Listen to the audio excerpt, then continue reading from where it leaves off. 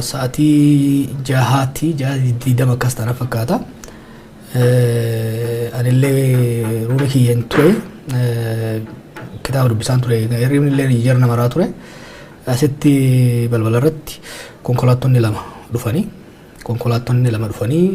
ijoollee securitytiin ammuma kana ka'atii deemuu qabdanii jedhanii garam deemna jennaan kun isin galchuu ka'aa deemaa jedhanii ijoolleen akkamitti jallifnee deemna jennaan meeshaa keessa fudhadhaa itti himuu qabna at least itti himuu qabna jennaan nimtanii itti himina waan tokko hin jedhinaa luutaati meeshaa keessa qabadhaati baha ajaja jedhamutti kenname ijoolleen nuti nama kan eeguudhaaf kan ramadamne halkan walakkaa kanaan eenyutti dhiifneeti namni bakka nu bu'u hoo eenyu replacementiin keenya eenyu jedhanii gaafatanii kun isin galchuu seenaa makiinaa jedhanii hin didanii san booda ajajaa yookiin immoo komaandara VIP protection yookiin immoo eegumsa VIP komaandara Indaala jedhamutti bilbilanii komaandara Indaalanis deekamsaan ammantanii yoo baatan malee jechuun itti dhaadate kana gaashakkii waan eegalaniif ijoolleen waraaban jechuudha dannoosaa.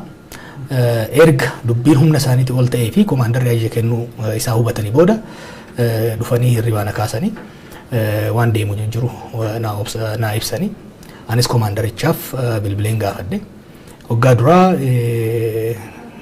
akkuma waan hojii sirnaatitti dubbate booda waggaan ani deddeebisee gaafii ciccimaa gaafadhu bu'uma eegala jechuu dandeessa komaandarichi ajaja natti kenname ani hiyyeessaa ajjannatti kenname malee waan beeku hin jiru ijoollee achi baasii qofan jedhame malee sababa isaan bahaniif hin beeku naan jedhe eenyutu ajjasitti kenne jennaan nama komaandar Isaaq jedhamutu ajjanaa kenne jedhe san booda komaandar Isaaq keessa argachuu hin dandeenye gara na biraatiin itti aanaa komishineraa Malaakuu Fantaa qunnamsiifnee turre innis nama qunnamsiifne saniin ajaja nutti kenname jedhe ana garuu yeroo sanatti dubbisuu hin dandeenye jechuudha. Halkan egaa haala kanaan osoo jiru humni dabalataa naannoo kanatti piikaapiidhaan dabalamaa dhufuudha eegale. Kana keessatti teeshiniin dabalamaa dhufee qeerronis gara naannoo kanatti socho'e haala gamanatti waggaa dhiyaatan ijoollee keenya kana eegumsaa waliin sadarkaa walitti bu'uutti illee dhiyaatee ture jechuudha. Kanaafan maxxansaa ture. Waliigalatti wanni ani hubadhe booda bakka baay'een gabaa bilbilee odeeffannoo jiru kan gaafadhu wanni fakkaatu humna eegumsaas jiru baasuudhaan tarkaanfiin irratti fudhachiisuudhaaf duriyyoota qopheessanii akka socho'aa turan kan odeeffannoon hangammaatti intelligensiin hangammaatti qabnu kan agarsiisu ijoollee ergasii baasanii booda kaka'umsa fakkeessanii akka waan namoonni aaran mooraa weeranitti tarkaanfii fudhachiisuudhaaf kan yaadamaa ture. Kanaaf immoo jala qophaa'amaa ture amma of dura deebinee galaallu akkuma agartutti walitti bu'iinsa tokko ture.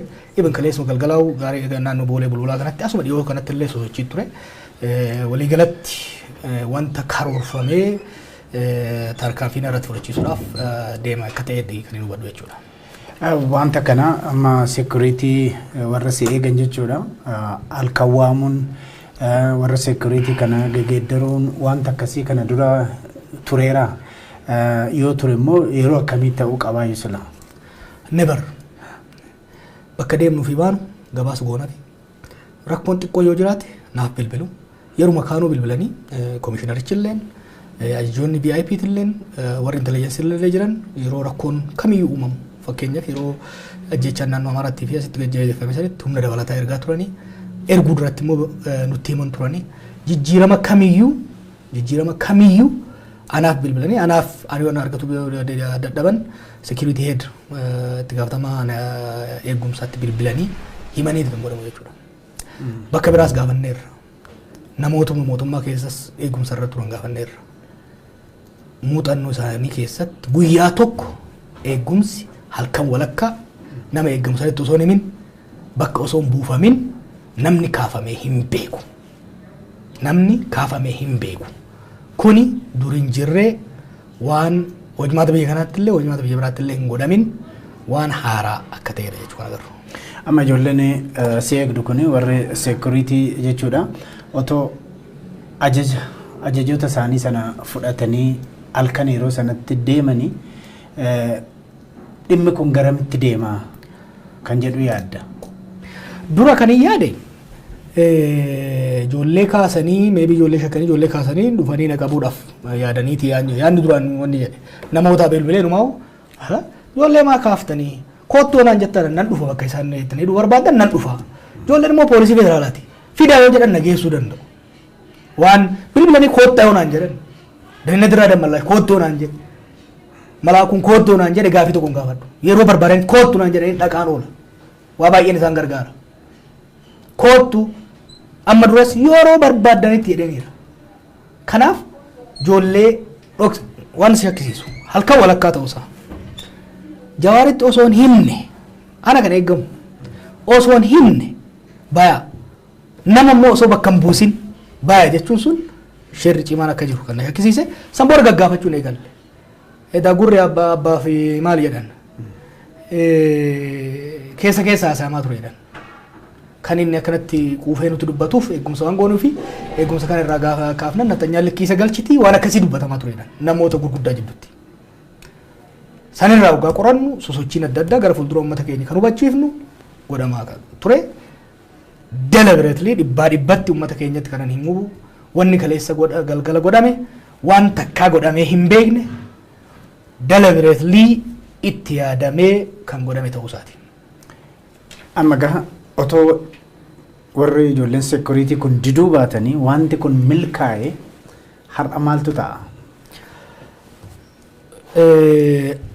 An akkan konkuluud godhetti odeeffannoon qabuu fi information qabutti ijoolleen hin deemu jeequmsi kan naannoo kanatti dargaggeessiif durriyyeen dallaarra utaalee dhufa tarkaanfiin irratti fudhata humni nageenyaa dhufee tarkaanfii fudhatee amaara aare naftanyaa aareetu tarkaanfii irratti fudhate jechuudhaaf qophaa'ameet jala murameet pilaan godhameet gatti seename jechuudha kana kan karoorfame ijoolleen garuu bifan ajaa'ibeen ijoolleen tun kan mootummaati mootummaan naarra madi uummanni kan beeku qabu eebiyaatu qabaachuu dabda ani naan kenninaa jedhanii tureeyyu kan dhuunfallee nan kaadda rakkatinaa jarri kun waan itti wacuu fi kan dhuunfaa qabachuu nan danda'an ijoollee mootummaati osoo ijoolleen diduu baatte ajaja biraas itti kennuu danda'u jechuudha ajaja biraa rukutaa jechuus ajaja itti kennuu danda'u waanuma ijoollee irratti konfidensii hin qabneef ijoollee baasanii warra biraatiin waan kana gaggeessuudhaaf itti yaadame jechuudha. Mee gara biraatti haa ceenu waanuma kana wal fakkaatu namoonni yaada kennan tokko tarkaanfii kana haasaa muummicha ministeeraa kalee paarlaamaa irratti godha wajjiniin wal qabataa jedhanii kan shakkanis jiru. Dhimmi kun yookiin wanti uumame kun haasaa muummicha ministeeraa wajjiniin wal qabataa? Natti fakkaata. Kun koronaan gara fuuldura kan laallu ta'a irra caalaa rabbi beeka wanni muummichi ministeeraa kaleessa dubbate waan ajaa'ibaa natti ta'e maaliifi ifatti waa'ee miidiyaa kamii akka inni dubbatu beekamaa ture miidiyaan lammummaa alaa namni qabu bulchu kam akka ta'e beekama miidiyaaleen habashaa guutuutti paartileen habashaa guutuutti maal jedhanii irratti akka duulan hin beekna muummichi ministeeraa dhimma san paarlaamaa irratti kaasuun ani na rifachiisa na gaddisiises akka obboleessa tokkotti nama kanaan akka obboleessa kiyyatti ilaala yeroo barbaadetti waan immoo wal bira kaa'anne jira yeroo barbaadetti waliin haasofne kana qabbaneessa kana sirreessa jechuu waan danda'amu jechuudha garuu muummichi ministeeraa paarlaamaa irratti dhiyaate threaten bifa dangerous ta'een ani kaleessa namootatti maal himaa ture namootatti dhiyaatanittis akkani jechuun qabu ture paarlaamaa irratti bahee nu doorsiisuu yaaluu hin qabu ture osoo rabbiin fideeti wanni tokko qaama biraatiin illee irratti kan godhamu taate isatu sababama waan akkanaa paarlaamaa irratti ifatti waan akkanaa dubbachuun ana irratti dhiisi nama biraatti irratti ifatti godhuun doorsiisni akkasii suni sirrii miti baay'een rifadheef baay'een gaddeef jechuudha amma immoo akka nu wadhutti komishinarachis gubbaadha kan ajajan jedha isaa ol nama eenyu akka jiru hin beekani amantoonni nama shakkisiisan baay'ee jira kanarraa kaanee muummichi ministeeraa ajaja kenneen hin beekani garuu haasaan isaatii fi tarkaanfiin kun guyyaa tokkotti waa malee baninaaru guyyaa tokkotti walirratti ta'uun isaa ani ajaa'iba natti ta'a. Yoo too much of a coincidence doorsisni akkasii kenname itti aansee immoo tarkaanfiin akkasii galgala fudhatamuun addaan yoo ta'e uummanni Oromoo haa murteessu. Adda natti fakkaatu ana garuu. Garuu amma gama dabballee ODP'tiin kan ka'aa jiru attamitti dafanii ofitti fudhatanii miidiyaan biyya alaa hedduutu jira. Kan paaspoortii biyya alaas qabanii warri owners isaan jedhanii nama biraatu hedduutu jira. Maaliif ofitti fudhate Jawaar kan jedhu jira. Akkuma jarree bashaa sun mangaa gaa'ee dhammaa ofitti fudhatan jedhan sani kaa. Daa'imaa kaleessa waan dhaggeeffatte sun hin galaaf. Miidiyaan biyya kana keessatti jiru kan bitaa mirgaa itti duulamaa jiru kamtu jira. OMN malee.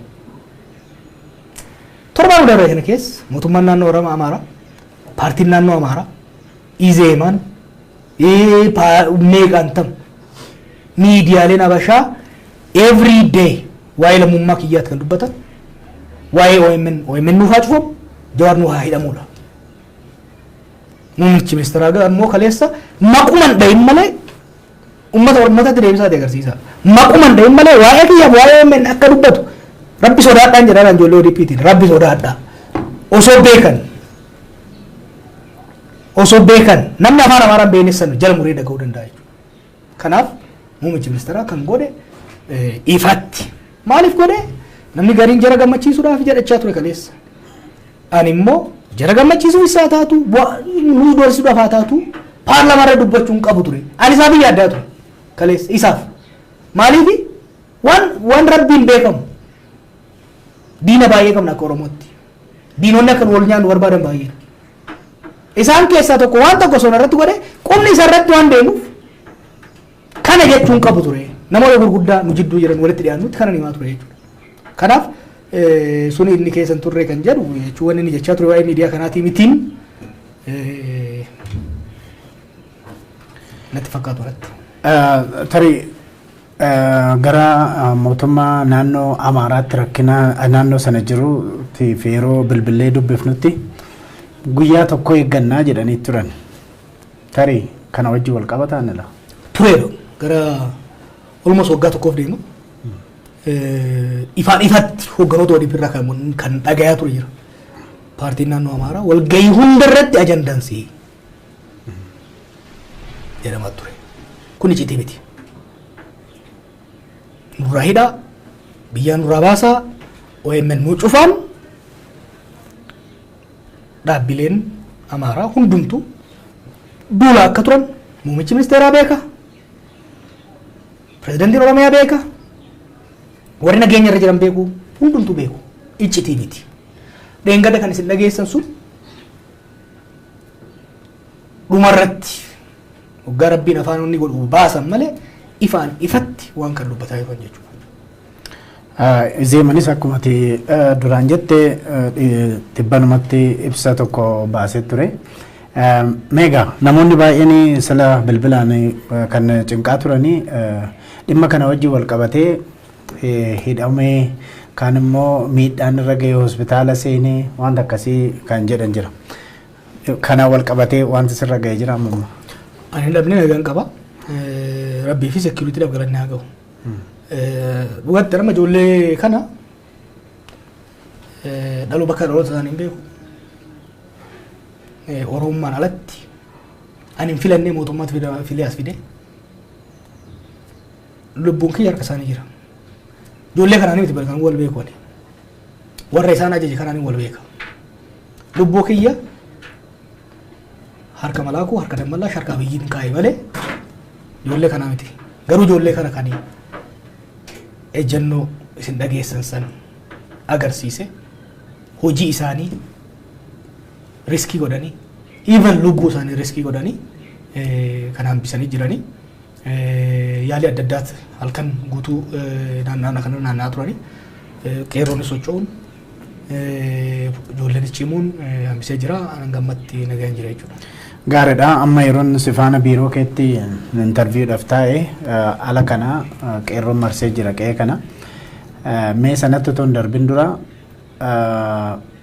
sila waa'ee muummicha ministeeraa haasaa isaan irratti godhan sana waa wal qabatutu jira. Yeroo baay'ee muummichi ministeeraa miidiyaa biraati yeroo isaan faarsanii akka fakkeenyatti warra biraatiif ta'a jedhanii dubbatantu jira.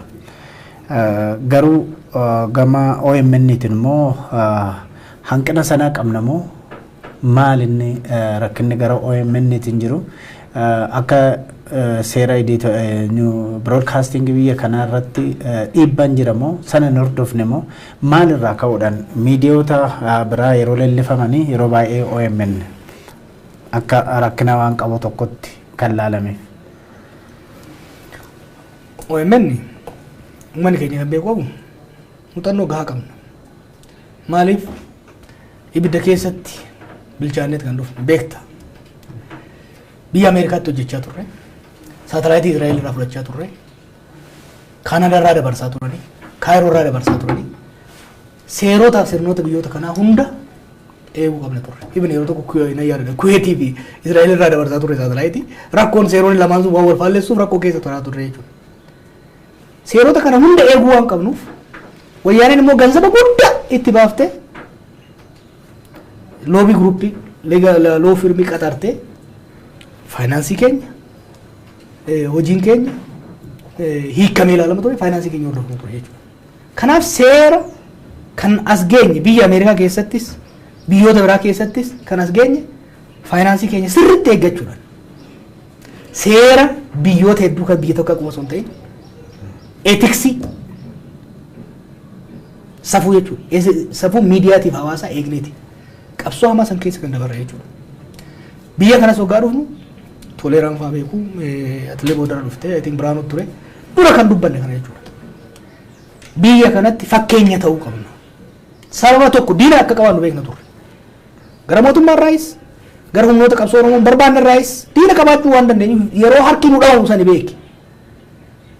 Faayinaansii keenya of eeggannaa guddaa editooriyaalii keenya irratti of eeggannaa guddaa akka godhamu. Kanaaf broadcast authority irraa yookiin abbaa taayitaa broadcastii biyya kanaati irraa daayirektarri hanga qeetitti dhufanii nu galateeffatanii turan. Dhiyeenya kana garuu wanni jijjiirame jira uummanni kan beekuu qabu. Miidiyaa isaas tikfachuu waan qabu. Dokumentaarii tokko dhiyeessinee turre. Ajjeechaa asaasatti namni 9 ajjeefame namni 23 badaa'e yeroo mormii guddinaa yeroo mormii uummataa. Gabaasa san irratti himannaan dhiyaate bifa seera cabseen broadcast authority irraa xalayaan nutti barreeffame. Xalaa saniif deebii gahaa deebii isaan barsiisu barreessineef. Itti aansee aktuwaaleen immoo gorsa miidiyaa hundaaf ergan jedhee feesbuuk irratti maxxansee ture. Bifa gorsaatiin nutti ergan. Edaan miidiyaa biraatiin hin ergamne nu malee. Achi keessa akka yakkaatti kan kaasan alaabaa abaa'uu mul'iftaniidha. Daddabalataa dhufte jechuudha. Odoo kana teenyee haasayaa jirru maali wanti deemaa jiru qorachaa turre. Miidiyaalee iddoo gaafannu isaaniif hin ergamne. Maali wanti deemaa jiru. Maaliif miidiyaan naannoo Amaaraa waan jedhe qaba ture. Broadcast authority'n akeekkachiisa kenneera. Akeekkachiisni nu hin jiru. Jedhanii dubbataa turan. Odoo kana jirruudha kan muummichi ministeeraa paarlaamaa irratti dubbatan kan nutti as ba'e jechuudha. Kanaaf ni faaruu nama tokkootiif isin hojjennu. Dhugaa uummata Oromoo karaa dhugaatiin baasuu qofaaf. Muummichi ministeeraa nu faarsuu baate nu irraan kaa'anna. Seera biyya kanaa sirriitti beekna. Seera biyya kanaa qofa osoo hin ta'in biyya kana keessatti galmoofnee broadcast goonu malee saatalaayitii kontiraata ammas biyya Awurooppaa irraa qabna. Biyya Israa'eliif Awurooppaa irraa qabna. Seera biyyoota saniitti eegnatti kan hojjennu. Kanaaf gama seeraatiin uummata Oromootiin gaafadhan. Uummata biyya kanaatiin gaafadha. Sagantaan OMN kan seera biyya kanaa cabse, kan etiksii miidiyaa cabse, kan safuu uummata Oromoo cabse hoo jiraate nuuf haa dhiyaatu. Himannaan nurratti dhiyaate ajjeechaa qamaanta irratti hojjetamu maa gabaaftaniidha. Yakka qondaalonni OPDO uummata ficcisiisanii ol muudaman godhan saaxiluu keenyaaf kan himatamne. San qofaa miti. Dhiheenya kana immoo waa'ee walitti baquu paartiilee irratti sagantaa hojjechaa waan turreef aariin muummicha ministeeraa sanii wal qabata jedhee namana. Doorsisni saniin wal qabate jedhee namana malee ni adduma fedhe Oromoo, Habashaa, Faranjii, Chaayinaa, Jaappaan afaan isaaniitti sagantaan keenya hiikamu kan miidiyaalee Habashaa hiikamu yoo keenya angana jallatee seera cabsuu miti daangarratti as siqa jiraate ani hafannifamu. Egaa amma qondaaltota naannoo Amaaraa wajjin hin carraa argadhe yeroo Bahir Daar deemetti yeroo haasa'etti waa'ee Qimaanti faga'u hin gabaasina sababa sanaan biyya bulchuu hin dandeenye kan jedhudha. Hin gabaasina amma wanti as deemaa jiru kuni sanarraa ka'eeti isaanis keessattuu teekni isaanii dhiyeenya kana gaafa wal arginu tokko jira kan jedhee akka bifa dhaadannaatiin dubbate. Kanan gabaasina jechuun kun kan fiilmii sanaanis wal qabatee attamitti akka seera miidiyaatti ilaalta. Baay'ee carraa inni beektaa atisanis toleeranis asirraa kaatee Bahir Daar deemtee rabbitti araaramu pirezidaantii isaanii dandoo isa wajjin itti gaafatamaa nageenya wajjin qaamota mootummaa hunda wajjin okay dhimma naannoo keessanii kabar godhuu barbaanna. Bifa isinirratti rakkoon uumneen garuu bifa dhugaa hin dhoksamanii akkamitti haa goonu. Hariiroo Amaaraa Oromoo irratti bifa kamiin waliin haa hojjennettanii mari'attan akkasuma akkasii miti. Mariin kun hundi godhame anis honganoota isaanii kan lubbuun jiraniif kan darban hunda wajjin waliin haasofne akkamitti haa gabaafnu inni lafa keenya. Wanni isaan jedhan garuu hin gabaasinaadha. Waan Qimaanti hin gabaasinaa. Waan Agaw hin gabaasinaa. Waan Oromoota Walloo hin gabaasinaadha. Nummoo miidiyaadha. Miidiyaa saba cunqurfamaati. Cunqursaan maal akka ta'e beekna. Cunqursaan maal akka ta'e kan dhaabanne cunqursaa irratti qabsaa'uudhaafi. Cunqursaan saba keenya qofa miti saba biraa biyya kana keessa cunqurfamaadha. Rakkoo saba biraatirra gahu yeroo namni 60-70 achitti dhufu miidiyaan biyya kana miidiyaan mootummaa waan tokko hin jedhu. Dirqama qabna hin gabaafna. Kan Oromiyaa keessa hin gabaafna. Kan Affaar hin gabaafna. Kan naannoo Amaaraas hin gabaafna. Hin gabaasinaadha. Ejjennoon muummicha ministeeraatis hin gabaasinaadhaan tokko walirratti ta'e jechuudhaan kaleessa. Gaariidha mee kabajamtoota daawwattoota keenyatiif dhaggeeffattoota keenya egaa haala yeroo ammaa kana ilaalchisee keessumattuu halkan edaa akka lakkoofsa biyya Itoophiyaatti waan naannoo mana jireenyaa Jawaar mudatee ilaalchisneeti kan mari'ataa jirru.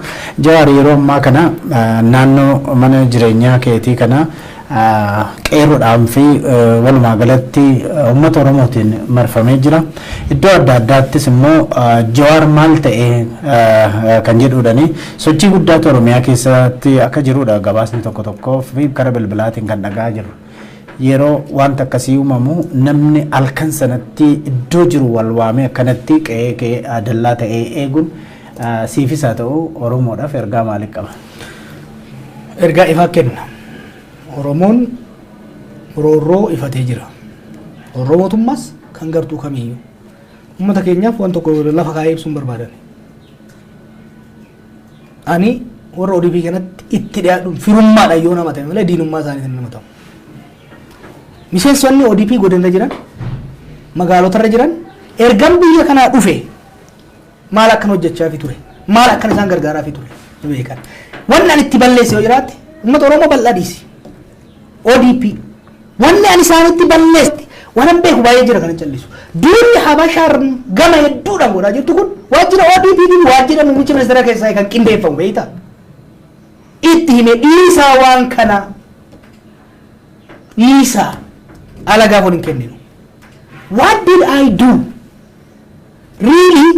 Maalin godhe? Ani maalin godhe? ODP maalin godhe? Mootummaa kana maalin godhe? Siree jalatti qabu yoo taate malee. Qe'ee keessa deemee uummata irraa tasgabbeessoo taate malee. Waan hin beeku dhoysee isaaniif kijibu yoo taate malee. Waajjirri muummicha ministeeraa nafxanyootaan guutamee osoo jiru. Yeroo jaallanni hiriyoonni wajjin qabsaa turan u'u jedhanitti lakki gorsine deebifna malee gadi baanee uummata keenyatti kanan himu. Daasboraa godhaa dhaqee nan kijibe waan sii jedha. What did I do? Maalin godhan? Maal godhuun qaban ture? Dularra ce'umsi kun akka milkaa'u fedhii waan hin qabuuf. Oromoon wal diinoomsuun qabu jedhee waan amanuuf. Ilmi namaa OPDO'n kan jallatte sababa olaantummaa wayyaaneetiin olaantummaa wayyaanee kan kuffisu taate hin sirraa'u. Hiree kennuufii qabna. Ce'umsa kana isaan hoogganuu qabna. Jennee hoogganoota kabaju dura dhaabbadhe ummanni keenya osoo falmu ummata keenya fudhachiisuu irratti gahee guddaan taphate. Ergaan dhufee lammaan nama jiru, warqanaan nama jiru ragaa ba'uu danda'an. Minisootaatti maal akka haasofne hin dhufin jedhanii jaarsota nama shannatti ergan. No yeroo injinar Simanyoon du'e booda beektaa. No ani galuun konfidensii uuma. Diasporaan akka galu godha. Warri isin jeequu barbaadan abdii akka kutan godha. Jedhee ciniinnadhee biyya kana dhufe. Ergan dhufee OMN parsantii 10 hojjedhee hin beeku. Qaama nageenya wajjin, qaama siyaasaa wajjin, halkanii guyyaa isaa wajjin xaaruu malee maali wanni ani beeku? What did I do? Kanaan galinan maali wanni ani abeeku godhe maali? Wanni ani mootummaa kana godhe maali? Uummanni keenya beekuu kan qabu rakkoo dhuunfaa tokko Abiy Rais nama irraas hin qabu. Ana arrallee akka buleessatti allaala. Yeroo na yaabanitti waan nyaachuu afaan ol qabadde lafa kaayee tan bira dhaqa. Tarii adeemsa siyaasaa waan qeeqtuuf. Yes. Qeequu duratti garuu adeemsi paartiilee sabaa diiganii paartii qeenxee tokko jaaruudhaa doongora akka ta'e naaf inni kophaa teenyaa somneera. San booda gameessa Oromoo tokko hojii dhaqnee itti haasofneerra. Walgahii irratti koree hojii raawwachiiftuu isaanii tokko this is wrong. Dura Oromoo wajjin teenyee haa mari'annu haa bilchaatu. Oromoo diiga sablammiin walitti nu buusa. Sirna federaalizimii dhiigaan dhufe kana jeopardize godha. Muummicha ministeeraas rakkoo keessa galcha.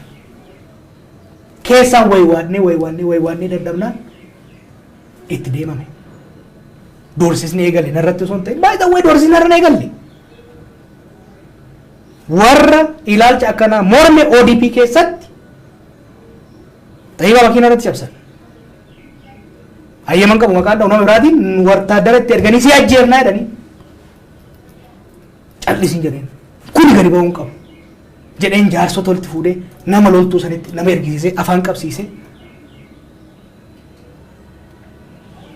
qaba ukkaamsaa waan kana ba'uun qabu uummata keenya keessaa jennee ittiin deemne. Har'a immoo gamanaan dhufte mormeera har'as yoo kan ta'u taate dhaaba sabaa jaaruudhaaf bara Oromoo waan jedhamu kana gadi baasuudhaaf ilmee itti wareegne beektaa. Ati Oromoodhaa jechuudhaaf yeroo jaarraan faan qabsoo keessa turan. Okay. Ati Oromoodhaa jechuudhaaf akkamitti ati Oromoodhaan jeenam dhumaa ture. Achi kaanee sadarkaa kan nageenye akka sabaatti waan gabroomneef akka sabaatti gurmoofneef akka sabaatti amma arganne tan arganne. Ammas gaafiin Oromoon deebine. Oromoodhaan bara gaafii kee oolsii amma sii deebi'uu qabu yeroo kennin jara kanaaf jechaa jira. Yeroo gaafiin Oromoo hin deebiinitti. Okay? Yeroo gaafiin Oromoo hin deebiinitti. Yeroo sirni federaalizimii hin fidinitti. Yeroo naftanyoonni ol ka'anii mataa nutti raasan kanatti sabummaa jabeessuu malee charmaalee sabaa jabeessuu malee diiguun Oromoofis gaarii miti. ODP'fis gaarii miti. Biyya kanaaf gaarii miti. Sabaaf sablammoonni akka humna sirna mirga sabaaf sablammootaa eeguutitti nu laalu. Akkas nu laalu. Har'a edaa isinis akkuma Tigree amma hogganoota Tigree fi Amaaraatti aangoo yoo qabattan nu cunqursuu barbaaddu jedhanii nutti ka'u. Walii keenya wal nu lolchiiftu saboo sablammootaa wal nu lolchiiftu jedhee barreesseera. Ifaan ifattan barreesse. Hami duratti nime baase. Yaada mormu isaan miti yaada mormu kan jedhe. Yaada mormuun tokko doorsisuu maaltu fide? Paarlaamantii abaaru maaltu fide? Halkaniin wattaadara nama biraa baasanii duriyyaa namatti erguudhaaf qophaa'u maaltu fide? Why? Yeroo xaarree dhaabbilee kan walitti fidne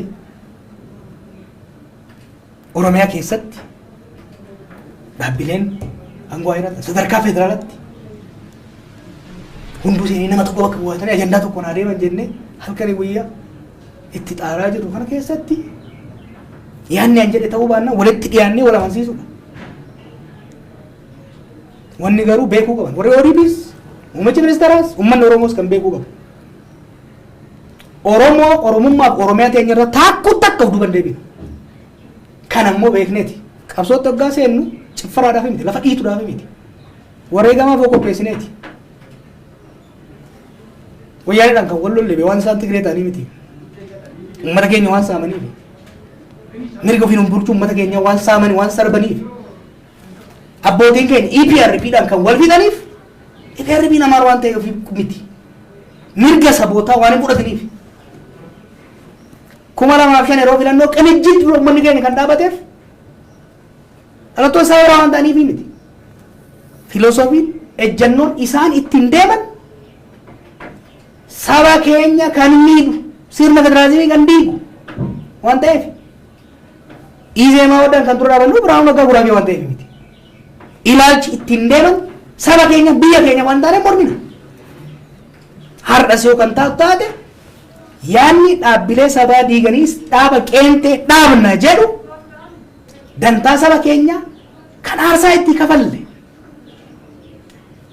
Ijoollee caccabde hanga ammaa mukaan hidhattee deemti mootummaan kun wal'aanne jennee loluu hin gaafanne ce'umsi kun amma haa milkaa'u jenne. Manguddoonni keenya waggaa 45 bosona keessa rakkataa turan lafarra kophee dhumtuu dandeeman mana nuu kennaan jenne. So garuu gaafii afaan Oromoo gaafii Finfinnee gaafii maaliin nu deebisaan jenne waan irra geenye garuu waan Oromiyaa Oromummaa miidhaa irraa dhaabadhaadha kan jenne. Kuni akka hamaatti ilaalamnaan halaalamu. Kuni doorsisaan musaadillaan halaalamu. Kuni du'aaf musaadillaan immoo duudhaaf qophiidha. Meegaa ammas garuma uummata alaa kana qe'ee keetuu marsee iddoo adda addaati yeroo ammaa kana sagalee keetuu dhaggeeffataa jiruu fi ammallee bilbilee maalirra jiru jedhu kanaaf waan tokkotu jira. Halkan yaa'e namni kun doonni yaa'e hin beektu naannoo kanatti walgahii iddoo adda addaati walitti yaa'eeti bilbilaan zoonota adda addaa yookiin godinaalee adda addaa aanaatii adda addaa irraa kana goonee kan jedhutu jira. Maalinni uummanni akkatti nama kan akkanatti yeroo tokkotti akka kanniisa gaagura isaatii tuqanii tokkotti kan uummanni kun yeroo tokkotti akkanatti ka'ee maaliif sitti fakkaata? Gaaguratti tuqame, Oromummaa isaatti tuqame, Oromiyaatti tuqame, hin arrafame, hin salphate. Minilik isa fixe, harmaaf harka isaa muretu goobanee namni kuma 25 kan madaa'e hin wallaanamne bara. Namni kuma 5 kan irraa dhume maatiin hanga ammaa sabrii hin goone gumaan kabalamuu fidhiisi. Maallaqni dhangala'ee yeroo godhamutti uummanni aareera. Har'a immoo bira darbame miidiyaa bu'aa naa buuse jedhee yaadu yeroo irratti gara uummanni kanaan ka'uun ajaa'iba ta'uu hin qabu. Yeroo baay'een jedha waan of jajjutti fakkaatu warri ODP kun beektaa. Biyya kana keessatti uummanni akka Oromoo dammaqe network ta'e jaaramee isaan liqaambar mikattil kana yaada no networking the modern way of organizing network ta'e yeroo kamiif haala kamirrattuu socho'uu danda'u kan immoo Oromoo ga'u hin jiru. Koyya facee irratti arganiiru ammas argaa jiru. Kanaaf tuffii jira. Of tuffachuun saba kee tuffachuun of tuffachuudha. It's lack of confidence. Uummata Oromoo akkana dammaqee jiru. Uummata Oromoo akkana cimaa ta'e moggatti dhiifnee orma jala wayyaanee haa taatu naftanyaa haa taatu wanni eegeeraaf shurruuf hin jiru. Uummanni ergaa kana kan dabarsaa jiru jechuudha. Egaa carraa argattee asii gadi yeroo baate carraa argatta jedheen abdadha. Uummata akkanatti iddoo iddoodhaa yaa'ee dhufee yeroo ammaa kanas jiru kan iddoo biraas taa'ee si daawwataa jiru. Fuulduratti tootti dhufte maal jettaan uummata kanaan? Waan jedhu osoo dubbanne olii galla. Onnee keenya wal bira jira. Dhiiga gootota wareegamaniitu nu keessa jira. Ijoolleen kun qeerroon kun hoggaas dhufu dhiiga obboleen keenyatti irra kan deemee dhufe. Dhiigaan wal keessa jirra. oromummaa walitti nu hidha sabboonummaatu walitti nu hidha ofiif falmataa yeroo manni lubbuu kiyyaa miti ofiif simbooliidha malee waan biraati miti kanaaf ummanni kun baga of agarsiiftanii baga hamma geessan agarsiiftanii dabanni oromoon tuffatamu dabanni oromoon dhidhiitamu dabreera biyya kana keessatti never ever again never abadan biyya kana keessatti mootummaan fedhe yoo dhufe Hitler deebi'ee yoo dhufe Stalin deebi'ee yoo kan dhufu taate ummata oromoo qoqqoodee gosaan amantiidhaan bulchuun hoggana isaa jaamsee turuu hin danda'u. I believe this waanan beekuuf ummata kana nan beeka ummata oromoo confidenceidhaan bakka hunda dhaabadee kan dhaabadee dubbadhu because I know my people ummata oromoo ummata dhugaa qabu ummata dhuga qabu ummata haqa namaatti namni yaabeen jiru ummata kana garagaree socho'ee kan biyya sochoosaa jiru ergaan firaafis alagaafis ta'uu darbuu qaba ODP'fis darbuu qaba muummichi ministeeraafis darbaa jira dhaabbilee siyaasaa keenyaafis darbaa jira umman gabaan oromoo jumlaa malee hin bittu hin gurgurattu tokkummaa oromoo malee gosa murnaan qoqqoodamu hin bittu gabaan oromoo sabboonummaa ofiin boonu saba ofiitiin boonu malee alagaa jala shuukluku hin fudhattu bakka namni an oromoon hoggana jedhe ummata oromoo amanuu qaba ummata oromoo dursuu qaba Itoophiyaan oromummaa diigaa oromiyaa diigaa oromoo xiqqeessa madaasaa itti tuttuqa diinota isaa faarsaa jaaramtu abadan hin jiraattu ummanni oromoo kana beeka ana qofaa miti miliyoonaan wareegamuudhaaf qophiidhamti kana beekuu danda'uudha qaba obboleeyyan keenya wal loluu hin barbaannu saba kamiinuu wal loluu hin barbaannu in fact lola rabshaa waca hin barbaannu waggaa 50 taarreera galaasaa hojii deenga dubbataan ture ummanni faatii keessa seeneera hojjetachuu barbaada dalagachuu barbaada nagaan dalagachuu barbaada madaasaa tuttuquun barbaada yookaan gajjedhee akaafu madaa duuda isaatirratti minilik faarsaa tuttuquun barbaadu ummanni keenya kanaaf ummanni keenya kabajamuu qaba